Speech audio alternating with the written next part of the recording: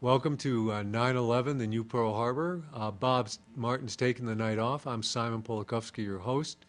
Tonight I have a guest, Freeman, with me. But before we get to our guest, uh, I'd like to remind people that our guest Freeman will be at RB Winning's Coffee Shop tomorrow night. That's 111 Harvard Southeast from 6:30 to 10 p.m. That's RB Winning's 111 Harvard Southeast, and he'll give a lecture from 6:30 to 10. There's the announcement.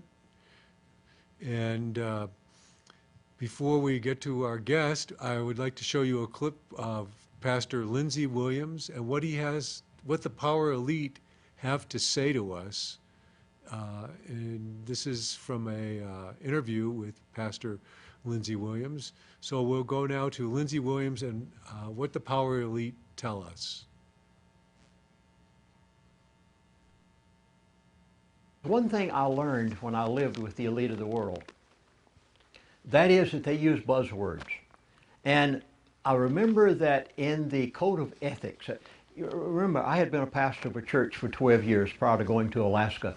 And when I lived with these elite, I could comprehend some of what they were saying because I'd done so much counseling with people, plus I'd taken psychiatry in college in order to get my degree. And as a result, I learned that the elite have a code of ethics. Now, it's not your code of ethics and mine. It's quite contrary to that of the Bible. But the elite of the world do have a code of ethics. And in their code of ethics, part of it, one of the facets of it is, we must tell the world everything we're going to do before we do it. Now, if you know how to listen to their buzzwords, you will know what they're trying to tell you. For instance, you remember George Bush Sr. used the expression one time, Daddy Bush, New World Order. He was the first one to ever introduce that expression. He used to also use an expression, 1,000 points of light. Nobody knew what he was talking about. His elite friends all knew what he was talking about. And he was telling the world what he was going to do, but he was saying it in such words that later on he would say, I told you so, why didn't you listen? Mm-hmm. And every bit of it was a plan of them doing what they wanted to do, from the building of China to the getting of trillions of dollars worth of our paper into the hands of the oil-producing countries of the world, to the getting into the hands of China over well, yes, so there is Lindsey Williams, and he says in that clip, they have to tell us what they're going to do to us. And they use words and they use symbolism. And I have with me tonight a man, Freeman, who, again, I'd like to remind people, will be lecturing tomorrow night at RB Winning's Coffee at 111 Harvard Southeast. And as the pastor said, they have to tell us what they're going to do. And I find that very true. And you've been studying this phenomenon for quite some time now. Quite a while, yeah. Since 1993, really, I began on my travels and my understandings of how this might work, following symbolic gestures is what I call them, and have been able to predict many events using these symbolic gestures, knowing that they were going to use a W as an example for, I understood the meaning of this symbolism.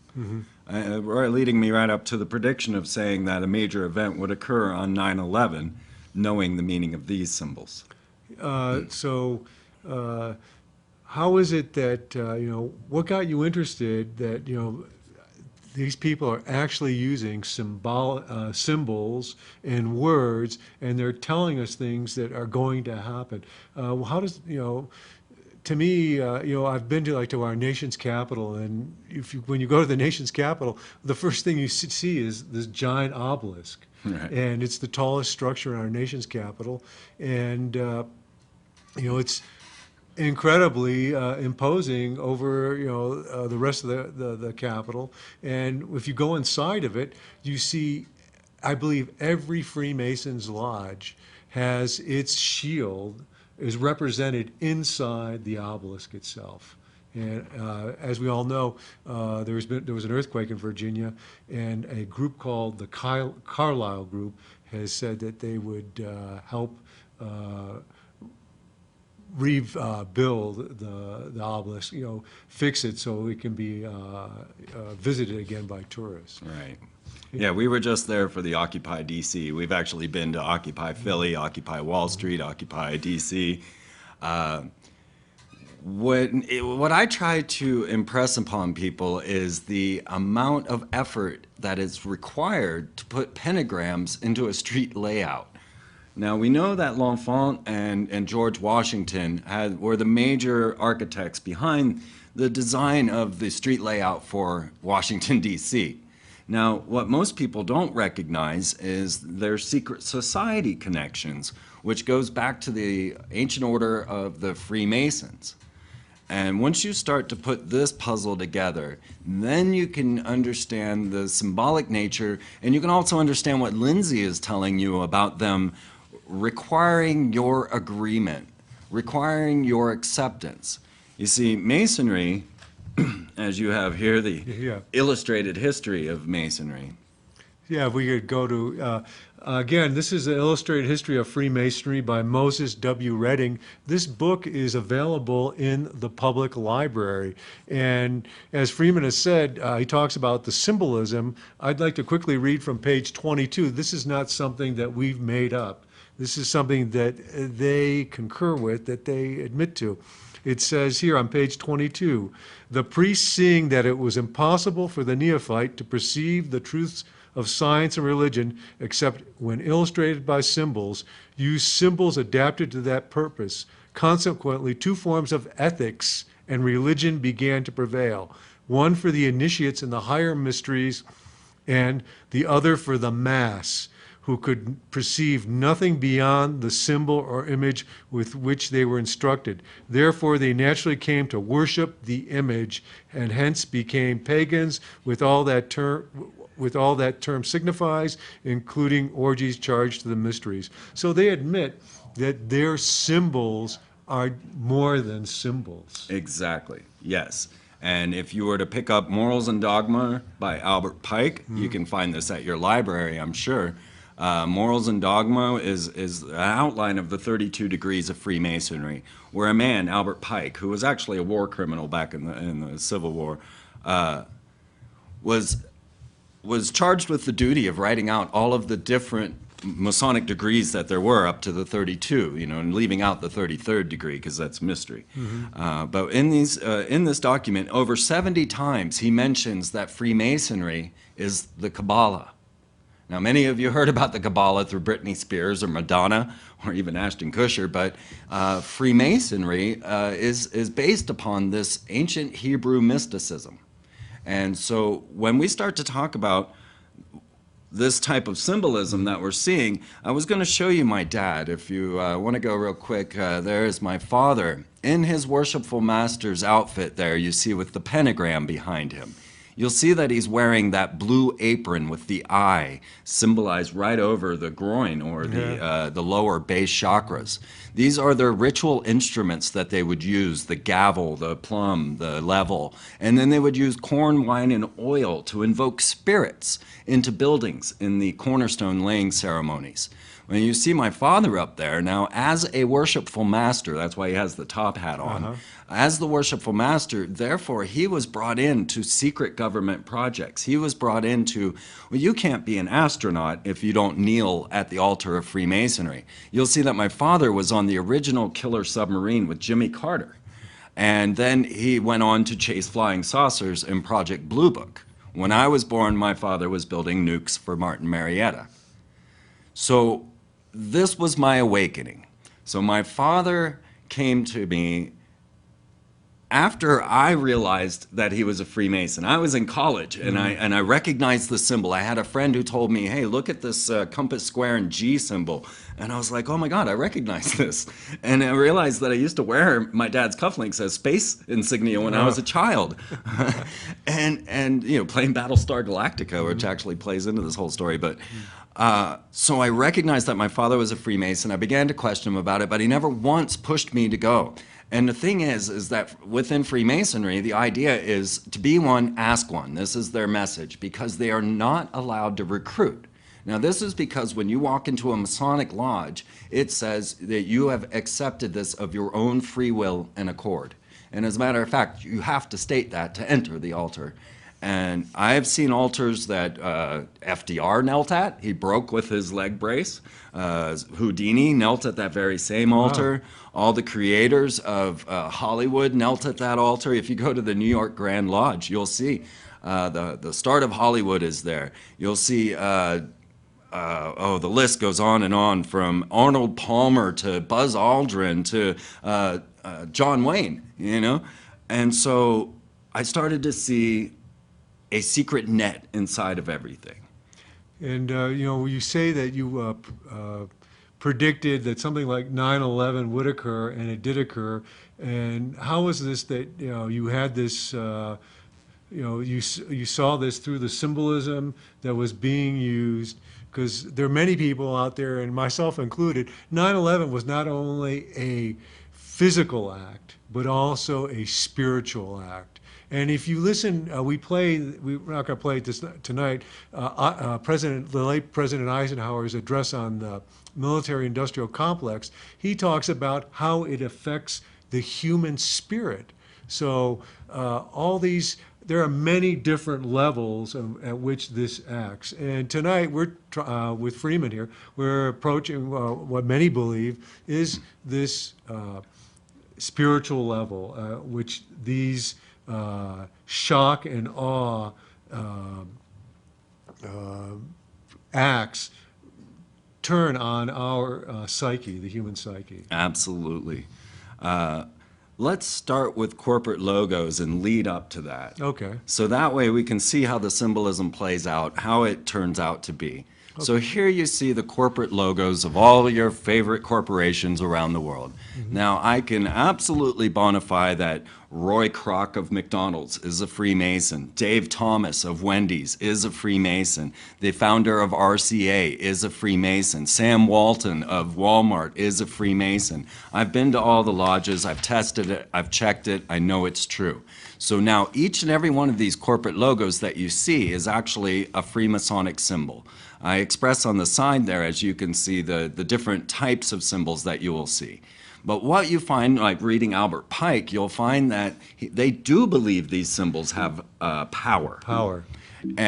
But what I also see on this is signs of allegiance, so that they know that the Starbucks fish goddess is their symbol.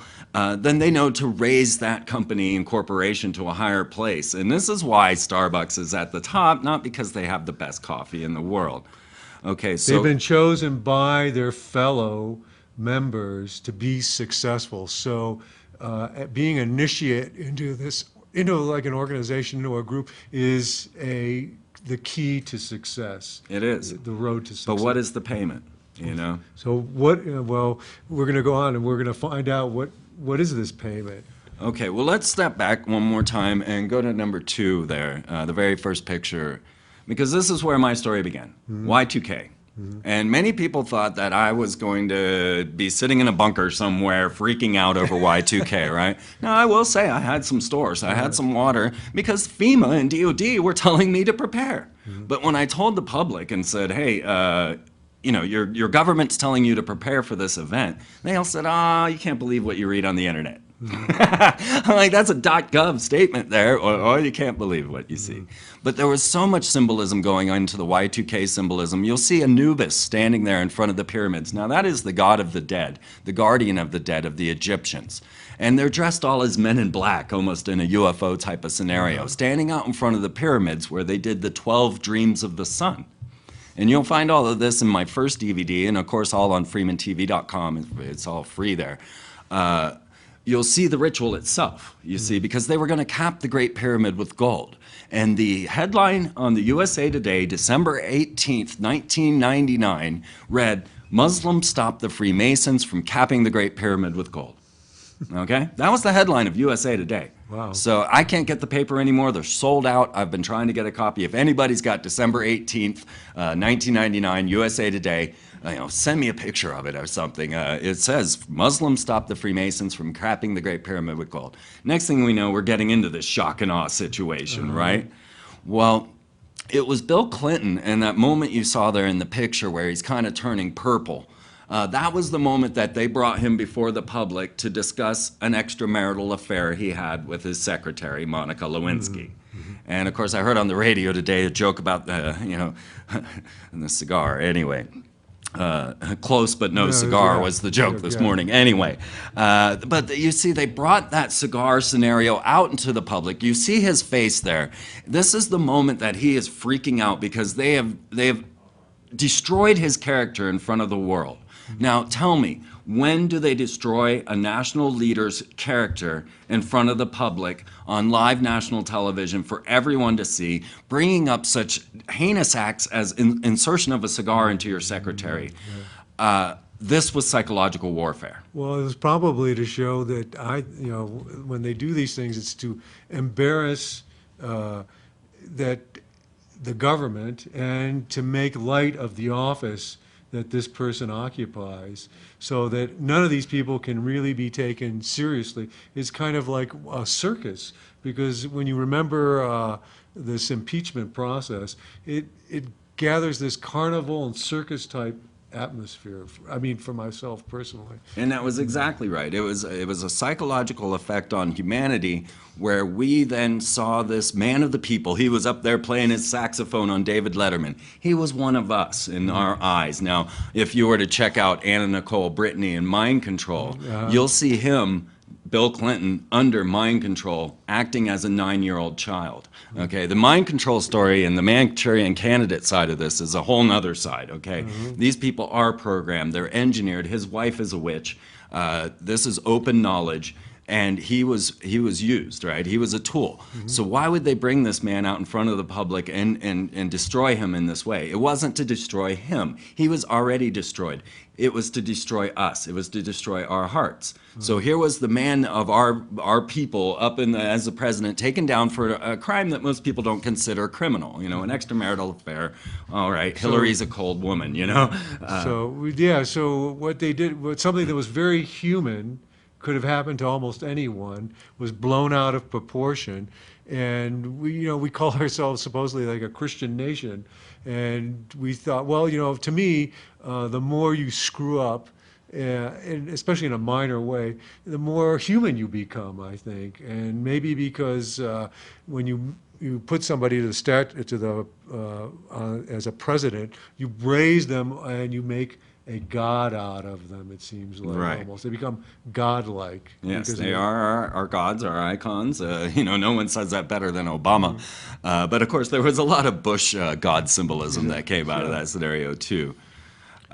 So yes, they destroyed this man, and it was that moment that said to me, all right, if this is psychological warfare, if they're trying to destroy the hearts of humanity, most especially America, then the next step would be, well, first, okay, during the Clinton era, we constantly had the attempt of creation of the Homeland Security Department. They had Tom Ridge, governor of Pennsylvania, in the wings waiting to be the head of Homeland Security, even though there wasn't yet a Homeland Security Department. Oh, yeah. Right? So he was already administrator of an administration that didn't exist. They had him ready. They had all the legislation ready for Homeland Security. So each year, on October 1st, this bill would come up. Oh, the Omnibus Terrorist Act. Right, exactly. And this is what we've shown here on our show when we've had the time. We've shown A Noble Lie about Oklahoma City. And because of the terrible event of the bombing of the Murrah building in Oklahoma City, they passed, finally, this omnibus terror bill, which, again, intrudes, it was the slow turning of our country into a police state. And of course, you don't want to do it all at once because people will, cringe. But if you do it slowly, and again, if you use the symbolism and as they did in Oklahoma City, which was, I'm not denying the terrible act of this bombing, the murder, especially where we see, children that are victims, because this is, again, the slaughter of innocence, Right. which I think, this is what, when we see something like this, this is what really, well, to all of us, when we see that innocence has been destroyed. Right, and that is truly the true outcome of all of this is the destruction of innocence. Innocence could save us all, and honestly, that had a lot to do with what we're seeing. And of course, Tim McVeigh came out of what was known as Elohim City, which also plays into their whole scenario there. But the Homeland Security Department was not yet made from that act, right? It wasn't No. destructive enough. There wasn't No. enough death and carnage. No. So this bill continued to come up every October trying to pass that.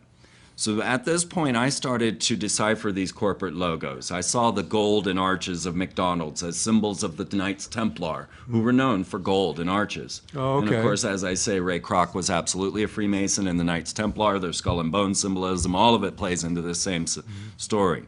As I went through the different corporate logos, and I got to the sun sign of Target, the pentagram of Walmart, and then I started to dismantle the gas station corporate logos. The VV of Chevron, or the double cube of their Masonic altar, is what the Chevron symbol is. But I got to Shell and to Texaco, and you have the shell and the pentagram. Now, this is a symbol of their goddess. Now, that's why you will always find the goddess in these different Britannia in England. You have Columbia in America. This goes all the way back to Ishtar and Inanna of Sumer. So the symbolism of the goddess is something that they have been tracking, and I've done, I think, the only documentary on our goddess, Columbia. But so as I got through those and I saw that the pentagram and the shell, I said, these are symbols of Venus. And of course, Venus in the dictionary is Lucifer. Oh, okay. And so then you got kind of this Luciferian connection. Well, I got to Phillips 66. And we're on Highway 66 here.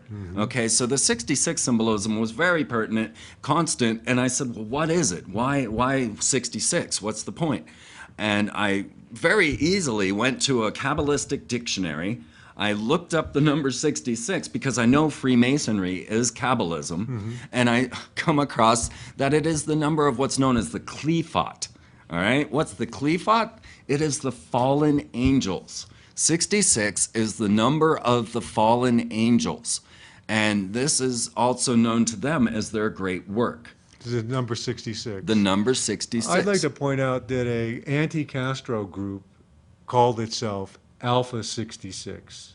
I can list you 66s to blow your mind from here to tomorrow. It seems like when you see the repetition of these signs, there must be a reason for them. It's like a commercial. Yes. They say it's, repetition, and that's reinforcement. And so, and like you said, logos are the most ominous signs we see. Oh, they're prevalent. And you see them everywhere. And so we don't have to see the words, we just see, oh, that's one of them. Right. And maybe the genetic memory takes over the rest, but beyond that, they see it. And they know what this is coded. If you saw the Madonna occult Super Bowl ritual, you will see a bunch of OXs. Now, in English, there's only one word you can get that equates to 666, and that is F is the 6th letter, O is the 15th letter, and X is the 24th letter. So 15, 1 and 5 equals 6, 2 and 4, 2 and 4 equals 6. So FOX. It is Fox equals News. 666. So you have Fox News. Right. So now go back to the VW logo there. And when you see that in Hebrew, the letter V is 6. This is not like Roman numerals. In Hebrew, Vav, or V, equals 6.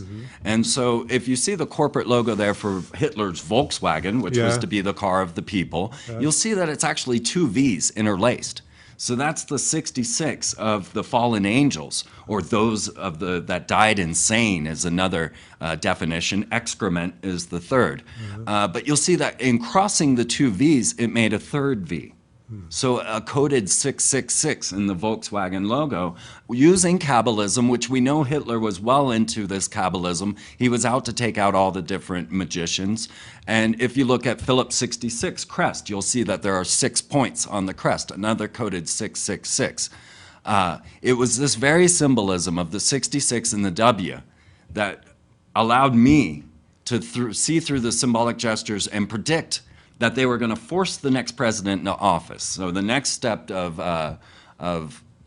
the symbolic gestures, once they destroyed the man Bill Clinton, destroyed our hearts, destroying the one man that was like ourselves, and then to force in a war president was, to me, the next step. I said they're going to force a president into office, and then he'll be the last American president. And so far, I haven't been wrong. So to me, forcing in the W, which is excrement, which is the Dark Lord. Even in Star Wars, when they took over the Jedi, he says, execute Order 66, and they kill all the Jedi. This is a consistent symbol. In Fringe, you'll see that they have FF in the alternate universe, 66, once again. It's consistent. And it goes to this other dimensional, otherworldly beings that they do these rituals towards. Now, I have here the monster drink, just as one more example of a corporate logo. You'll see there the Hebrew letter V, and of course you can compare it to there, and you'll see that monster drink. Your monster is 666. This is a Hebrew letter V there. Well, I know, looking again, if you go to like the Illustrated History of Freemasonry and you go to Morals and Dogma, I like to remind people that when you talk about Albert Pike was the founder of the Ku Klux Klan, Right. which is the 11th letter of the alphabet, the letter K. So it's KKK, it's 33, 11, 3 times. And I remind people that the First World War ended in the 11th month, on the 11th day, at the 11th hour. And that on September 11th, a 110-story building fell, which is 11. Another 110-story building fell, which is 11. And then a 47-story building fell, which is 11. Which is, beyond, to me, they talk about coincidence. When does coincidence end and planning start? And again, here we are, supposedly a Christian nation, and I always tell people I'm not a Christian, but if people want to believe in Christianity, I have nothing against belief. And yet we are defended by the pentagram, the Pentagon. And I was thinking, I don't believe that a pentagram is a Christian symbol at all. So this to me, why would we be defended by a pentagram when we're told, this is Witchcraft. Witchcraft. There you go. So it's obvious the people who serve there, the ones that know that it is witchcraft, and the ones that don't know are, as Moses Redding says, these are the pagans, the ones who worship the symbol but do not know its meaning. Exactly. And I challenge you to find a single Jesus in our nation's capital. They have George Washington deified, right? That's true. The apotheosis of George Washington at the Capitol Dome. They've got every goddess up there, but you won't see a single image of Jesus in our nation's capital. But yeah, once again, that is the milk for the babes. It is the symbol that they have attached to, and not the story. Oh yeah, and I've been reminded. I'd like to remind people. There's a book I read once called The 3 New Deals. It's made by the name of Schwivelbush. But in Washington, D.C., actually in America, before the Second World War, during the New Deal, there were more buildings built in this country with columns than any other place. And as our camera person is showing us, I like to remind people the numbers 9/11. Yes. Now, Let's talk about that. What about the significance of 9/11/2001? Okay. So once I had recognized that they had this psychological warfare going over a long span of time, leading right up to Obama being a non-American citizen, forcing W into office, as I predicted. Now HW, his father, those letters mean Emperor of the Fallen Angels. So H is the letter of the Emperor, and HW, the Fallen Angels. So as I started to look deeper, and I expected them to make it obvious that George Bush was forced into office. So the whole Jeb-Bush connection made it too obvious. Everyone could see, everyone could get angry. And anger is their point. They wanted you angry about this. So, but I started cluing in and expecting an event around the middle of September because, as I was saying, the Homeland Security Department legislation came up every October 1st, so they needed an event to occur somewhere in the middle of September. Well, once George H.W., the Emperor of the Fallen Angels, had given his New World Order speech on 9/11/1990, this is what clued me into the numbers. And I started, because I had already now recognized how ritual they were. And once I was clued in on those numbers, 9/11, I started to look deeper. And you can go to Aleister Crowley, you can go to his accolades, such as Kenneth Grant, and you can go to all the high witches of the Church of Satan, and I have spoken to many, and find out that 9/11 are the most satanic numbers by their reckoning. 9, they say, is the most satanic because it always folds back in on itself. 9 times anything equals 9. If you've ever noticed this, 9 times 2, 18, 1 and 9, it's 9, and you can just go on with that. 9 times 3, 27, 2, 7, 9. And so 9 is the satanic number because Satanists are very selfish. 11 is the number of manifestation. It is the number of the magician, if you will. And so this is why you have all the Ks, and K being the 11th letter, and circle K, of course. And so the manifestation of the selfish nature is the satanic meaning of 9/11. And you, as I say, can double check all of this through such occultists as Aleister Crowley or Kenneth Grant. They even have entire books on these very numbers. Well, I'd like to point out, people, that the Pentagon, Cornerstone. construction of the Pentagon was begun on September 11th, 1940. That's right. They're You can look that cornerstone. up. You can look that up. There's a book called The Pentagon in the building of it, and they'll say the first day of construction was September 11th, 1940. The construction of the pentagram actually would be more appropriate. Well, the Masonically laid cornerstone in the Pentagon is dated to 9/11, so you can confirm that. But I will go a step further and say that the cornerstones of the Twin Towers were also dated to 9/11, 1973 or 4. They're gone now, and I can no longer prove this, but I knew this before when I was doing my symbolic studies. And there again, the Twin Towers of the 9/11, the 11 symbol in the towers. Now, I interviewed the Twin Tower architect, Paul Affley, and he came to me and he said, well, it was the bin Ladens that built the Twin Towers. How was that? They were one of the main construction companies involved with building the Twin Towers. He said that the turban men walked up to him while the Twin Towers were still on paper and asked him where they could place the demolition charges. Now, who did he in the work building. for? He worked for Yamasaki. Okay, Muraru, I'm sorry, I can't pronounce Mr. Yamasaki's first name, I have to apologize, but Mr. Yamasaki's firm designed the World Trade Center, all the buildings except for building number 7, which I believe was built later on in addition to the World Trade Towers. But so this man worked for Yamasaki's firm in Detroit then. And I'd like to point out one thing, that Mr. Yamasaki built a low-income housing in St. Louis of 33 buildings, 11-story buildings, and they were all demolished in the early 70s by implosion. All 33 buildings were demolished.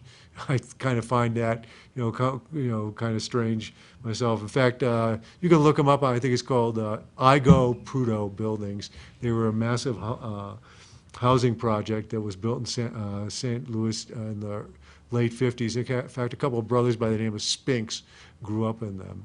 But this man, He worked in Mr. Yamasaki's bureau. He's an architect.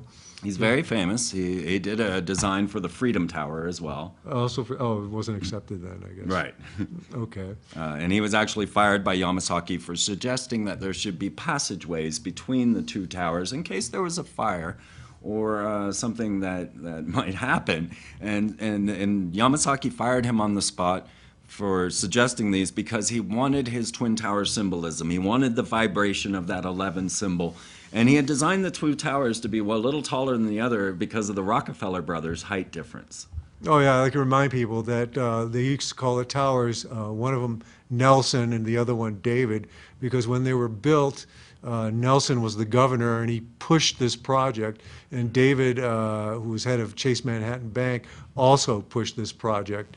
And they were instrumental in getting the Port Authority of New York, New Jersey to invest, at that time, which was a tremendous amount of money, close to $1 billion in this again, the Port Authority being a quasi-private public corporation. So we need to study more. When we hear somebody say, well, this is a public-private corporation, private-public, we need to study these things, people. And we ask everybody here, again, I like to tell my viewers that don't take what we say here as gospel.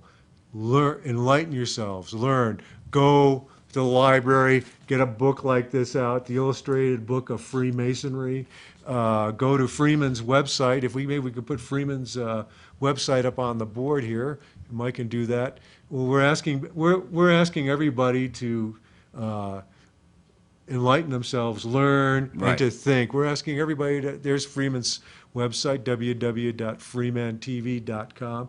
We're asking people to think about these things. We're asking, we want people to become free. Right, absolutely. Can I add two things here that Sure. I think many people missed for Y2K to 9/11? Okay. Because now I was awake and aware at Y2K. I was looking at the symbolism of the capping of the Great Pyramid with gold when Bill Clinton came out before and said it is a rising sun, and all of the symbolic gestures that they did in this. I was awake and aware already to the nefarious sorcery that I see our elites doing. So now, during Y2K, there was a big commotion when they said they needed to design and build Command Central.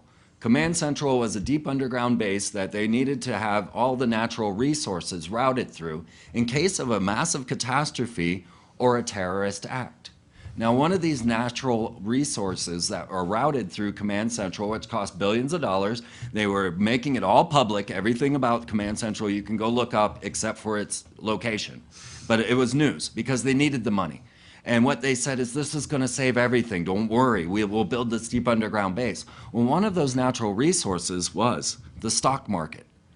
So now you tell me, if they spent all this money on Command Central and Y2K to route the stock market in case of a terrorist attack, why was the stock market shut down for 3 days after the Twin Tower fell?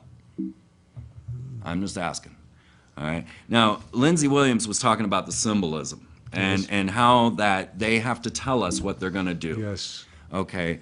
I predicted 9/11. All right. I have no proof of this other than the eyewitnesses that I could bring forward, and you could believe them whether you want to or not. I didn't know about Alex Jones. I didn't know about Bill Cooper. I didn't know who to go to with the knowledge I had. We didn't have the internet back then. It wasn't like it is today. I had no method of telling anyone, so I just told everyone I saw, right? I told everyone. I went to a party and I announced it at a party. Hey, there's going to be a major terrorist attack on 9/11. Don't freak out. It's all for your reaction. And in this, I meant in many different ways. I meant don't freak out because it's... don't freak out and become a 9/11 truther, because that's part of the agenda too. So it split us in these the believers and the non-believers, right? And so now we're at war with these people that don't believe 9/11 was an inside job. But both conspiracies were contrived. The 9/11 truth, I feel, was also bolstered and brought forward through, come on, passport fell unburnt out of the building. We're supposed to know that's ridiculous. So when on 9/11, I was woken by a group of people demanding how I knew this was going to happen. Now, when I awoke, I had no idea what they were talking about. I didn't have television. Yeah. I didn't know what they meant. It actually took me a whole nother week to see the Twin Towers fall. But I had predicted the day, and I had a line of people out my door. If we can go to that image of number 8, because this is, as a conspiracy theorist, I was quite shocked of what I had seen. Because 3 people in my line already had their bills, their $20 bills, folded to look like the Twin Towers burning. Okay. Now, if you take from the 5 to the 100 and you fold them all in an identical manner, and that is like an airplane in a way. Yes. And you fold all of them, the 5 to the 11 or to the 100. Yes. Now the $1 has never changed. Yes. That's their main pantacle, their main magical spell. Yes. It has all their symbols on it. They're not going to do away with it. That's, the one there is their main symbol. That's why it's never changed. But the 20s and the rest were changed in 1996. And so in 96, you were able to fold these bills and see the Twin Towers burning. The 5 shows you the Twin Towers. The 10 shows the first strike. The 20 shows the 2 strikes. The 50 shows the towers fallen, and the 100 simply a wisp of smoke. It was identical to what they were doing. So now, in my opinion, and this one was a difficult one for me, because I had people at my door on 9/11 with their dollars folded already, this was something the elite wanted you to know. And they broadcast it. Just as when you signed into AOL on January 1st, 2000, the poll question on AOL was, would you take a national ID card? Oh, innocuous little AOL, of course, with their eye in the pyramid symbolism, and Time Warner and their eye in the pyramid symbolism. Just don't worry, nothing to it. In the same way, we've had these bills in our hands already for 5 years, and I wonder sometimes if our holographic mind might be able to already see those bills, folded or otherwise. But the truth of the matter is that it was promoted and produced on 9/11, shown to the world that you could do this with the dollar bills. And I used that to make my next prediction. And that was 10/13. 10/13. Which I did live on Alex Jones. Because I didn't have an outlet for my 9/11 prediction. I didn't have a method of getting this knowledge out to you, and I didn't know I was right. Okay? I've never known I was right. But then I took this same symbolic gestures and I turned it on the picture of money, and I said they're going to crash the banking system on 10/13. Oh yeah, October. Yeah. This is a Templar symbol, 10/13. It's also the corporate logo for Chris Carter in the X-Files. Oh, I wanted to tell people. Well, we talk. I'm still very interested in the assassination of JFK. Because of the symbolism in it. I tell people he went down Houston Street. Well, Houston is, if you look up the meaning of Houston, its origins, it means Hugh's place, and St. Hugh was a child who was found killed in Lincoln, and they go, President Kennedy was shot in a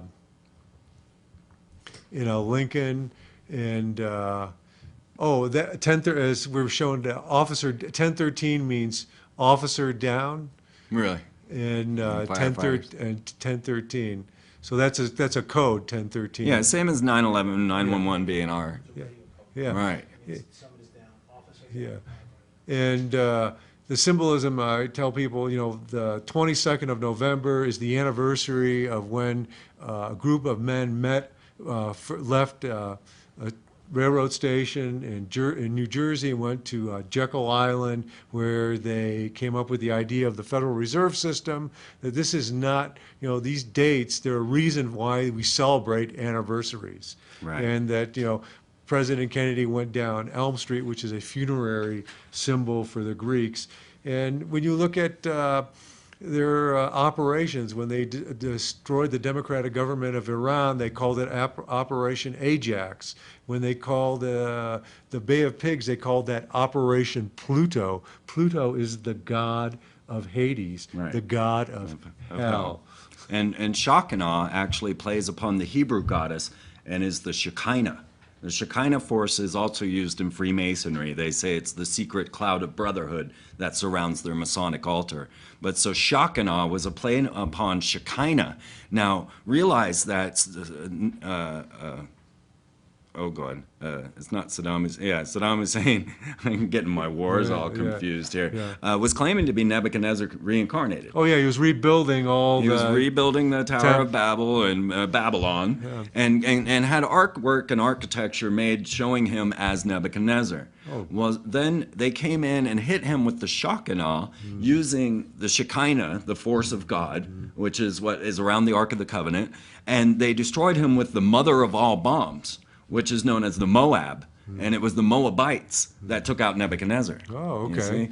And so all of this plays in, and it was Woody Harrelson's father that went screaming to a Yellow Springs, Ohio jail that it was he that fired the killing shot that killed JFK. Woody Harrelson's father is certain. Well, he's passed away now. Well, he was in prison for shooting a judge. He is a contract killer for the military, and He was, very few people know that. He was, where they show the photograph of the three hobos. And there's a man, tramps on the knoll. Three tramps on them, where the police have their guns pointed down, not at these suspects. You see a man who looks like Woody Harrelson's father. It is Woody Harrelson's father. And his hair is disheveled. And of course, we have photographs that George H.W. Bush was there on that day. And there's many others there. I'm positive the people very close to this, they were all there, and they were going, well, this is where the bastard gets it. And they were waiting, and sure enough, and people were going, when after the shots, they turn around, the guy's gone who said that. And they had their observers. There's that comedian who passed away from Texas who had Bill Hicks, who would go, oh, did you ever think they show all the new presidents a film of JFK's assassination that no one's ever seen, but they've done it? So, we only know what they tell us. Right. And they program us. So let's combine this story with Hollywood. We saw all the numerous uses of Hollywood in the 9/11 symbolism, from The Simpsons to The Matrix, right? Oh, yeah. All of it's 9/11 symbolism. Now, to me, this wasn't as a projection so much of the terrorist attack of 9/11, but the use of the satanic numbers 9 and 11, so that they were constantly involving these. But something like The Simpsons, now we know Mr. Burns, I forgot his name in real life. Mr. Burns, the guy who does the voice of Mr. Burns, he did the Teddy Bear's Picnic in response to Alex Jones's Bohemian Grove. Harry Shearer. Thank you. Yeah, thank you. In the control room. He is a Bohemian Grover. We know that he's involved in these secret societies. So when he's showing, when The Simpsons is showing something like 9/11 with the Twin Towers, then it's a different symbol. Then we know it's kind of a predictive programming. But what I see now is the leading into the satanification of America as they start to destroy the youth through princess warrior programming and leading us towards the dark hero. And if you want to go to the dark hero imagery, the one right before that one, sorry. This is where we see the symbolism of what's going on and how they're projecting it into the children. So in 2000, they killed Superman.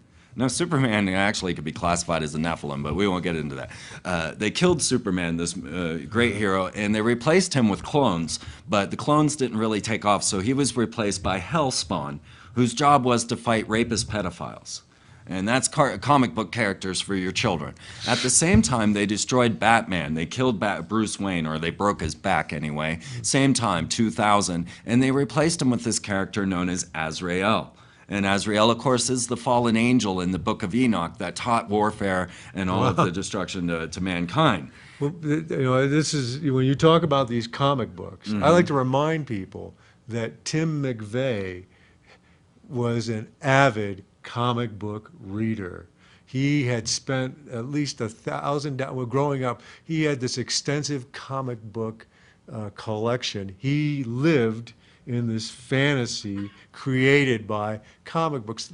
Think, people. Well, it's the initial programmer. It's the one that hits the youth the first, And I'm kind of pushing us a little bit Sure. because I'm hoping to inspire a bunch of people to come out to yeah. Winnings Coffee tomorrow Yeah. and get the deeper insights of all of this stuff. 7 years now I've been talking. I've got 6 DVDs that I've produced once each year, getting into all things from corporate logos to the Goddess Columbia to the hand signs and gestures of the Illuminati. I've spoken with Christian ministers, Satanists, and everyone in between, Freemasons and everything else. And I have an image that seems to pan out, and I consistently get my predictions right. And that's why I don't mind being called a conspiracy theorist, Okay. because I actually get it right. And so if you're a theorist that actually gets your theories right, it's like being a good physicist, So I would love to just tantalize the people with a little bit of what I'm going to show them tomorrow. And if we could just show maybe the satanification of America. Sure. This is a slightly off the chart without all the prelim. Now, we've discussed all the satanic symbolism. We've discussed the 666, the 9/11, the W's, the fallen angels, and all of that. But Barack Obama, the very words Barack Obama in the language of Jesus means lightning from heaven. Lightning from heaven is the very description of Satan in the Bible. Okay, well, Barack Obama came to us with a catchphrase that was, "Yes, we can." Well, I want to show you one of Satan's favorite tricks, which is backmasking, and just exactly what you get out of "Yes, we can" when you play it backwards. Okay. So we can go to that then.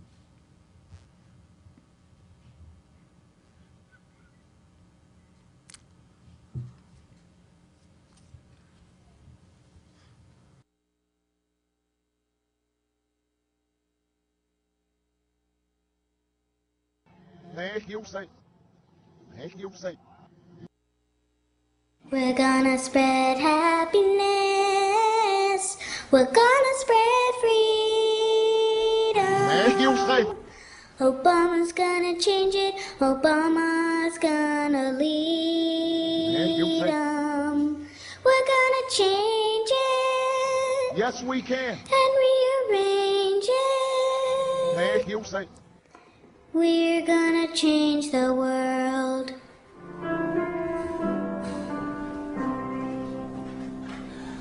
Now's the moment where He's wants to sing. Sing with all your heart. Thank you, Satan. Yes, we can. Yes, we can. Yes, we can. Yes, we can. Yes, we can. Yes, we can. Thank you, Satan.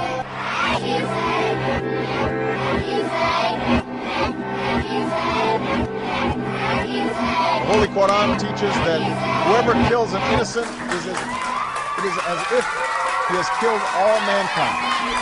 We're gonna spread happiness. We're gonna spread freedom. Obama's gonna change it. Obama's I was actually born gonna lead on Krypton. 'em. We're gonna change it and rearrange it. I'm a Christian. My Muslim faith. We're gonna change the world. Okay, perfect. That's a perfect spot right there. Oh, okay, so we're Okay. back live again, and So let me just throw sure. out that the whole symbolism that you see there is where he says, "I'm a Christian, my Muslim faith." These are he's speaking of his Muslim faith. It was a slip of the tongue. And Albert Pike had outlined 3 world wars, the Third World War being the Zionists versus the Muslims.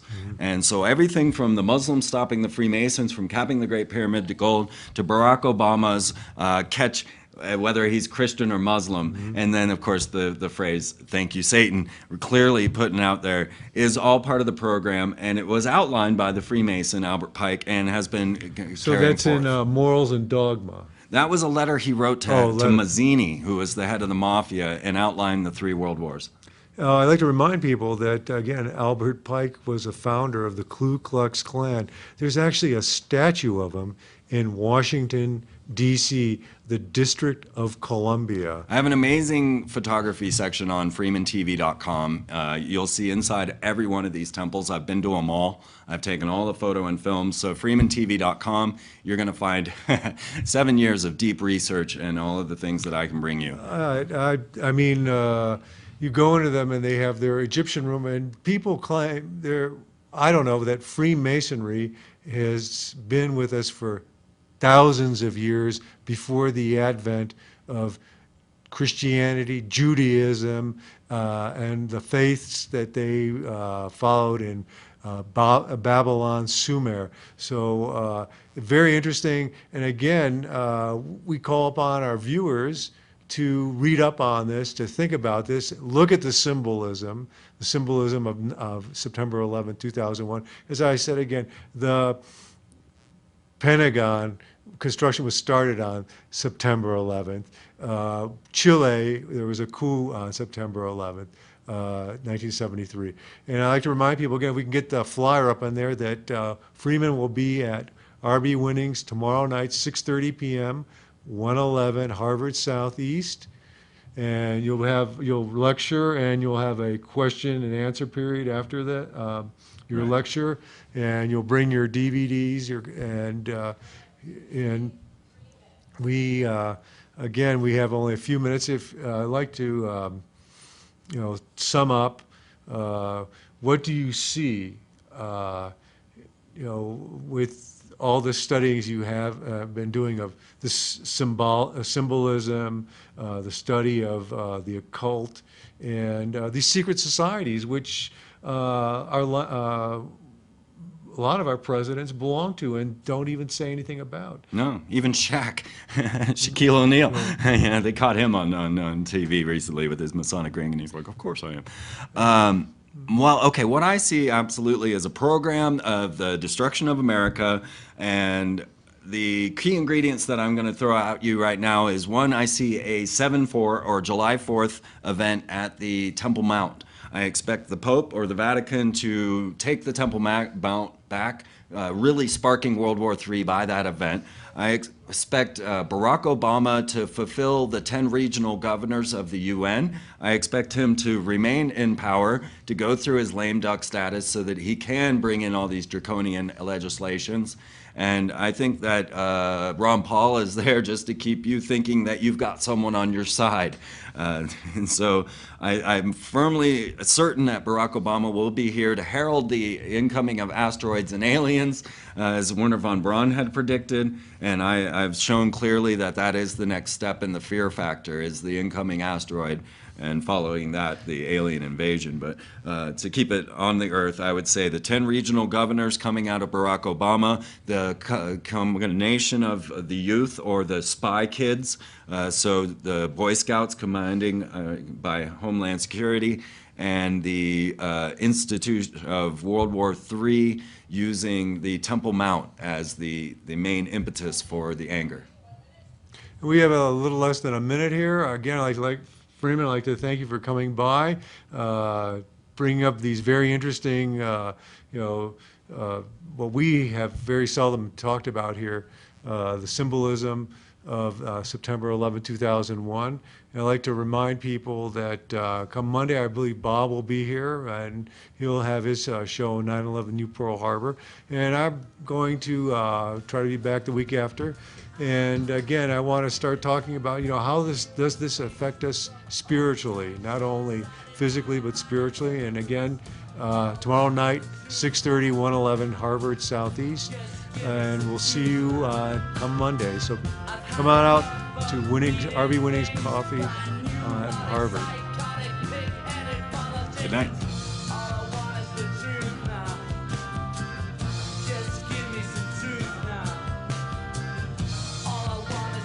Well, thanks. Nice. Thank you. Just give me some truth.